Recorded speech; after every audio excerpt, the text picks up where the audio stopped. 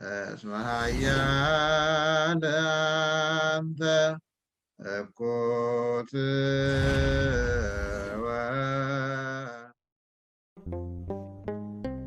باسم آب وولد ومنفس قدوس أهادو أملاك أمين.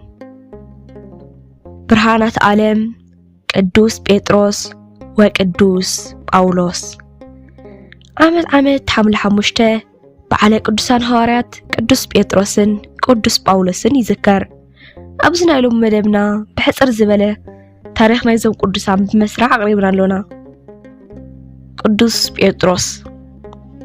بيتروس بأبوه نيروبيل بأديو نايسمون نجد كخون كله زتولدو اللخاء أب جليل أورجا بيتسايدايو ولدو زوز الاسم سمعون نبره قويتانا مدحينا إيسوس كريستوس بيتروس يلو تصوعو ترقم خاء بوانق أغريخ كوحي ويون مسرت مالتيو. قدوس بيتروس كفاف عساي نيرو قويتانا قنا نسوات أمر بوانجيل بمحاز ناب كريستياناوي هوت مئنت خملسوم هاريا كخون تصوعو لقاس حمشته فقد عسرته. قدوس بيتروس نقويتانا بزنبرو بمنفساو قنقاتن فقرن هلق هواريات كوينو تشيميو كابتي ناي أغولغلوس تتصوعالو جزي جميرو أملا إسيا روما ساماريا ليدا يوبا أنصوكيا قاليتان كالوتن زنبر هاجرات إنا تزاورة وانجيل سبيخيو بمغنيات سبكتو خا ستفعل لعينة مكرا قاتمو بحيل كريستوس بزح تأمرات نجيريو كابز التوابو بزحز أقاز تلعله حموات بصلالوتو يفوس نبره قبر حوالات معرف حموشته فقدي عسرت حموشته إذا حواريزي بزيكاتي بقاف زقبرو زنبره تمهرتي عب مصحف قدوس تمزيو زلو كلتا ملأختات صحيفيو قداماين كالأين بيتروس مدراو أغلغلوت قدوس بيتروس كزازم أبس غرب اللوان كم زخونه أبت إوانتي صلاي كريستيانات زنبره روماو نقوس نأكايا مسعره بحاقوس ناو روما مستملسه نمكانونتو محقواسن نوطاوتاتو نخمخبارن أبلعلي قدوس بيتروسن كالوت كريستياناتن نايموت فردي أورده أب روما كمهر زنحه قدوس بيتروس مكاننت روما خيقتلوو اتقو غيرو كاب روما مسوصه قويتانا مسقل تسكيمو تገልጸሉ በዚ ግዜ እዚ ጎይታይ ናበይ ኢኻ ትኸይድ ዘለኻ ኢሉ ምስ ሓተቶ ጎይታና ኸኣ ክስቀል ንሮም እኸይድ ኣለኹ በሎ ዳግማይ ክትስቀል ዲኻ ኣብ ዝበሎ ግዜ ኸኣ ንስኻ ክትበርሕ ምስ ጀመርካ እምበር ክብል መለሰሉ ኣብቲ ግዜቲ ንስኻ ንእሽተይ ከለኻ ባዕልኻ ተዓጢካ ናብ ዝደለኻዮ ትኸይድ ነርካ ምስ ኣረካ ግና ኣእዳውካ ከም እተልዕል እሞ ካልእ ከም ዘዕጥቐካ ናብ ዝደለኻዮ እውን ከም ዝወስደካዮ ክወስደካዮ ዮሐንስ 21 ፍቕዲ 18 ብምባል ጎይታና ዝገበሮ ዝነገሮ ቃል ኣማውትኡ ዘመልክት ምዃኑ ዘኪሩ ናብ ሮም ተመሊሱ ስብከቱ ቀጸለ። ብመሰረት ሕጊ ሮማውያን እቲ ዝተፈርደ ገበነኛ ናይ ሮም ዜጋ እንተኾይኑ ናይ ገበኑ ክብደትን ቅለትን ተራእዩ መግረፍቲ ወይ ሞት ይፍረዶ እምበር ብሓደ ገበን ክልቲኡ መቕጻዕቲ ኣይቅጽዕን። እቲ ገበነኛ ናይ ወጻኢ ሃገር ዜጋ እንተኾይኑ ግን ንኣብነት መቕጻዕቱ መግረፍቲ እንተኾይኑ ድሕሪ ምግራፍ ማእሰርቲ ይውሰኾ። መቕጻዕቱ ሞት እንተኾይኑ እውን ድሕሪ መግረፍቲ ኣብ መስቀል ወይ ኣብ ካልእ መሳርሒ ይቐትልዎ ነበሩ። ቅዱስ ጴጥሮስ ዜግነቱ ሮማዊ ስለ ዘይነበረ መግረፍቲ ብማእሰርቲ ብሞት ንኽቕጻዕ ተፈርደ። ከምቲ ስርዓቶም ንቅዱስ ጴጥሮስ ድሕሪ ምግራፎም እቶም ወታደራት ክሰቕልዎ ምስ በሉ ከም ክቡር ንጉስ ከም ጎይታና ኢየሱስ ክርስቶስ ጠጠው ኣቢልኩም ዘይኮነስ ቁንቁላፈይ ደፊእኩም ስቀሉኒ በሎም ንሳቶምን ከም ዝበሎም ገይሮም ሓምለ ሓሙሽተ ቁንቁላፉ ደፊኦም ስቀልዎ ኣብ መስቀል ከሎውን ሰዓብቱ ኣብ ሃይማኖቶም ንኽጸንዑ ድሕሪ ምእዛዙ ነፍሱ ንእግዚአብሔር ሃበ ስግኡ ኸኣ መርቄሎስ ዝተባህለ ወደ መዝሙሩ ጨና ቀቢኡ ብጻዕዳ ጨርቂ ገኒዙ ሎሚ ቫቲካን ኣብ ትበሃል ዘላ ቦታ ብኽብሪ ቀበሮ ታሪኽ ቅዱስ ጳውሎስ ቅድሚ ናብ ኣገልግሎት ምጽውዑ ሳውል ተባሂሉ ይጽዋዕ ነበረ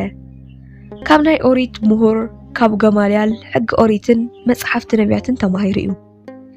ናይ ክርስቶስ ሰዓብቲ የሳድድውን ነይሩ እዩ ቅዱስ እስጢፋኖስ ብዳርባ እምኒ ተቐጥቂጡ ክቅተል ከሎ ቅዱስ ጳውሎስ ሓላዊ ክዳን ናይቶም ቀተልቲ ነበረ ግብረ ሐዋርያት ምዕራፍ 7 ፍቕዲ 18 ንክርስቲያን ከሳድድ ናብ ደማስቆ ምስከደ ኣብ መገዲ ንሐዋርያትነት ተጸውዐ ግብረ ሐዋርያት ምዕራፍ 4 ፍቕዲ 1 ክሳብ 31 ሐዋርያ ክኸውን ካብ ዝተጸዋዓሉ ግዜ ጀሚሩ ኣብ መላእ ዓለም ተዘዋዊሩ ብስም ኢየሱስ ክርስቶስ ወንጌል እናሰበኸ ንብዙሓት ኣእሚኑ እዩ እናሰበኸ ከለውን ኣምላኽ ጣዖት ሕሙም ድኻ ኣረማዊ ኣይሁዳዊ መሲሉ ንብዙሓት ይምህሮምን ንመንግስቲ ኣምላኽ ኣዳልይዎምን እዩ ቀዳማይ ቆሮንጦስ ምዕራፍ 9 ፍቕዲ 19 ክሳብ 23 ዓረብ አንጾኪያ ኢልዋቆሪን ሊቃኦንያ ሶርያ ግሪኽን ልስጥራን ገለ ካብተን ዝመሃረለን ሃገራቴን ወንጌል ብምስባኽ ድማ ካብ ኣይሁድ ኣህዛብን ብዙሕ መከራ አጋጠሞ ቅዱስ ጳውሎስ በቲ እግዚአብሔር ዝተዋህቦ ጸጋ ብዙሕ ተኣምራት ገይሩ እዩ ክዳኑ ብትንካፍ ሕሙማት ይፍወሱ ነበሩ ግብረ ሐዋርያት ምዕራፍ 19 ፍቕዲ 11 ኣብ ርእሲ እቲ ሐዋርያ ብቓል ዝገምሃሮ ተወሳኺ ኣብ መጽሓፍ ቅዱስ ብዙም ዝተመዝገቡ 14 መልእኽትታት ኣለዉ ኣገልግሎቱ ክዛዝም ኣብ ዝቐረበሉ እዋን ናይ ሮም ንጉስ ኔሮን ቄሳር ብሰንኪ ትምህርቲ ቅዱስ ጳውሎስ ቁጽሪ ክርስቲያን ይውስኽ ከም ዘሎ ተረድአ ብተወሳኺ ኣባላት ቤተ መንግስቲ ከይተረፉ ብቅዱስ ጳውሎስ ይማረኹ ብምህላዎም ተቆጥዑ ንቅዱስ ጳውሎስ ናብ ቤት ፍርዲ ኣቅርቦ ቅዱስ ጳውሎስን ኣብ የማናይ ኢዱ ምስተሰንሰለቱ መስቀሉ ሒዙ ነቲ ንጉስን ወተሃደራትን ከይፈርሐ ናይ ኢየሱስ ክርስቶስ ናይ እግዚአብሔር ውልድነት ኣምላኻዊ ስልጣንን ይምስክር ነበረ እቲ ንጉስ ድማ ብሕርቃን ንሞት ፈረዶ ቅዱስ ጳውሎስ ዜግነቱ ሮማዊ ስለ ዝነበረ ግን ከይተገርፈ ብሰይፊ ክቅተል ወሰኑ ናብቲ ዝቅተለሉ ቦታ ምስ ወሰድዎ ኣብ ኣዘራርብኡ ኾነ ኣብ ኣረኣኢኡ ፍርሕት ትበሃል ኣይርአይን በንጻር እኳ ደኣ ኩናት ስዒሩ ዝመጸ ወተሃደር ይመስል ተሓጒሱ ነበረ ነቶም ዝቐትልዎ ዝነበሩውን ይቕሬታ ይልምን ነበረ ኣብ ቅድሚ ሰዓብቱ ዓስቢ ክርስትና መንግስቲ ኣምላኽ ምዃኑ ዘርኢ ቃል እናስተምሃረ እቲ እግዚአብሔር ዝሃቦ ዝህቦ ኣክሊል ጽድቂ ክቅበል ይህወኽ ነበረ ካልኣይ ቆሮንጦስ ምዕራፍ 4 ፍቕዲ 6 ክሳብ 18 እቶም ወተሃደራት ክቀትልዎ እንዳወሰድዎ ከለዉ ሎሚ ክመልሰልኩም ብምባል ናይ ሓንቲ ካብ ወገን ንጉስ ኔሮን ዝኾነት መንእሰይ ክዳን ተቐቢሉ ሰናይ ገድሊ ተጋዲለ ጉያይ ወዲኤ ሃይማኖተይ ሓልየ ንመጻኢ ኣክሊል ጽድቂ ተዳሊለ ኣሎ ብምባል ከምቲ ባዕሉ ኣብ መልእኽቱ ዝተዛረቦ ካልኣይ ጢሞቴዎስ ምዕራፍ 4 ፍቕዲ 7 ክሳብ 8 ገጹ ተሸፊኑ ክሳዱ ብሰይፊ ተቆሪጹ ብሰማዕትነት ኣገልግሎቱ ፈጸመ ደቀ መዛሙርቱውን ክሳድ ምስ ኣካሉ ኣላጊቦም ቀበርዎ እቲ ሰይፊ ዝሓዘ ሰብ ንቅዱስ ጳውሎስ ከም ዝቀተሎ ክነግሮ ናብ ንጉስ ምስ ተመልሰ እታ ክዳን ዝሃበቶ ጓል ጳውሎስ أبي አሎ በለቶ ንሱ ድማ ርእሱ ተቆሪጹ ብኽዳን ከተሸፊኑ ወዲቑሎ ምስ በላ ንሳ ድማ ትሕስል ለኻ እነሆ ጴጥሮስን ጳውሎስን ብጥቃይ ሓሊፎም ከይዶም ናይ መንግስቲ ልብሲ ለቢሶም ኣብ ርእሶም ኣኽሊል ኣንቢሮም ክዳነዩን ሂቦምኒ ረአዮ ኢላ ሃበቶ ምስኡ ዝነበሩ እውን ኣርኣየቶም ሪኦም ተደነቁ ስለዝውን ብጎይታና ኢየሱስ ክርስቶስ ኣመኑ ቅዱስ ጴጥሮስን ቅዱስ ጳውሎስን ብርሃናት ዓለም ተባሂሎም ዝጽውዑ ብናይ ስብከት ኣገልግሎቶም ንጸላም ዓለም ስለ ዘብሩ እዩ ብዛዕባ ኣገልግሎትን ሰማዕትነትን ተኣምራትን ቅዱሳን ኣብ መጽሓፍ ግብረ ሐዋርያትን ብሰፊሑ ተጻሒፉሎ ቅዱሳን ሐዋርያት ዝዓቀቡልና ትምህርቲ ቤተ ክርስቲያን ክንዕቅብ ኣብ ክርስቲያናዊ ኣካይዳ ጸኒዕና ክንነብር ኣብ መወዳእታ ድማ መንግስት ኣምላኽ ክንወርስ ጸሎት ቅዱሳን ይሕግዘና ወስብሐት ለእግዚአብሔር ወለወላዲቱ ድንግል ወለመስቀሉ ክቡር አሜን አንተ እኮት